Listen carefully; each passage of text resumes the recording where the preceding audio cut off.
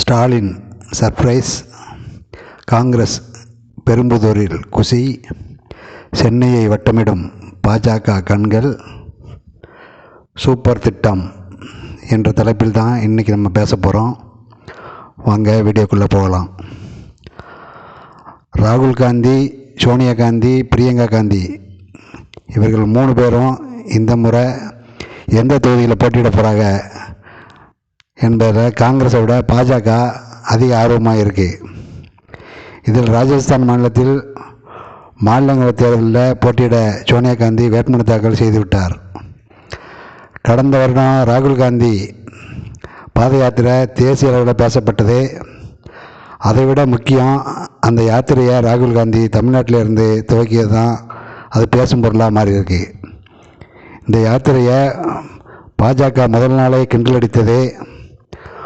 1.25 மணி நேரம் நடைப்பயிற்சி போல இருக்குது அப்படின்னு சீமானும் கிண்டலடித்தார் இந்த பாத யாத்திரையை.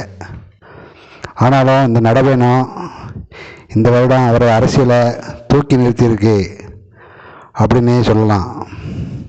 இந்த யாத்திரையை தமிழ்நாட்டிலிருந்து துவங்க காரணம், கடந்த சில வருடமாக ராகுல் பேச்சில் தமிழ்நாட்டு அரசியல் நெடி அதிகமாகவே இருக்குது அப்படின்னு சொல்லப்படுகிறது.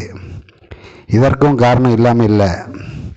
கடந்த லோக்சபா தேர்தலில் கேரளாவில் நின்று வெற்றி பெற்ற ராகுல் காந்தி 2024 நடக்கும் நாடாளுமன்ற தேர்தலில் தமிழகத்தில் போட்டியிட திட்டமிட்டுள்ளதாகவும் கூறப்படுகிறது. இதனால் தமிழகத்தின் மீது அக்கறை இருப்பது போல காட்டுவதற்கு இந்த யாத்திரை ஒத்திகை பார்த்து வருவதாகவும் கருதப்பட்டது.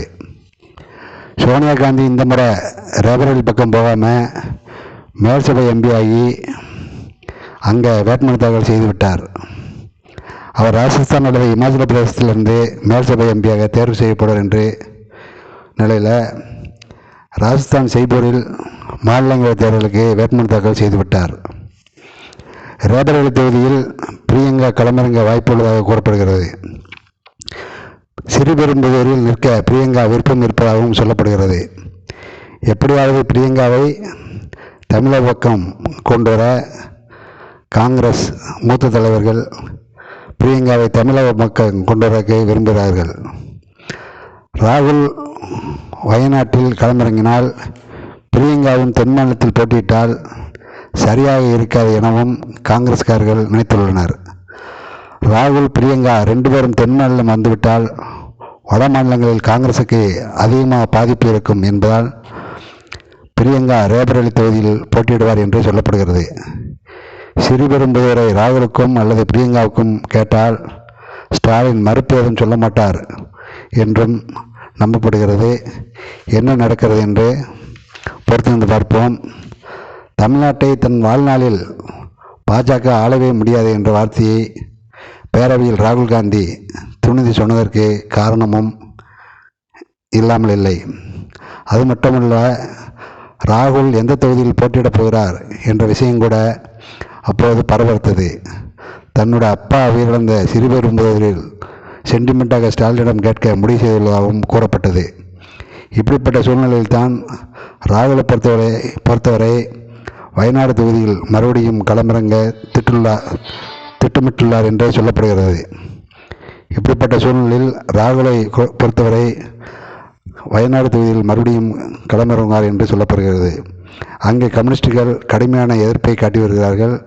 ராகுல் காந்தி நினைத்தால் ஊபியில் போட்டியிடலாம் என்றாலும் வயநாட்டிலேயே அவரது பார்வை அழுத்தமாக விழுந்துள்ளதாக கூறப்படுகிறது.